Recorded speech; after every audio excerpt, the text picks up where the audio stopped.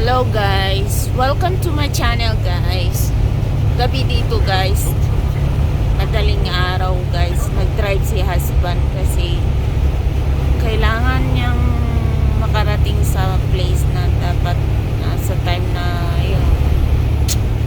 Oh yeah, that was good. Okay, we're here in Arizona guys. There's a blizzard, just like you can see, you know, snow. So cool guys. Sabi ko naman kay husband, safe ba yung mag-drive ng ganito? Sabi niya. Sabi ko. Tapos sabi niya, pag nasa mababang 30 degrees Fahrenheit, it's like nasa 20 plus na siguro, magpo-frozen na kasi daw yung buwan, kaya mag-i-stop daw kami. Ganun ang temperature.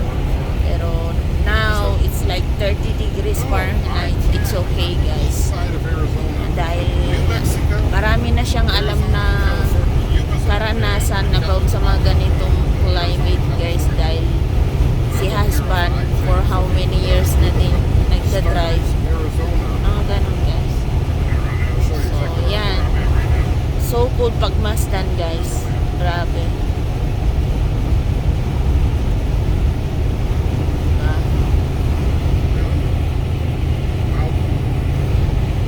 So guys, thank you for watching guys. Please like and subscribe to my YouTube channel guys. Pa-share na din guys. Thank you guys.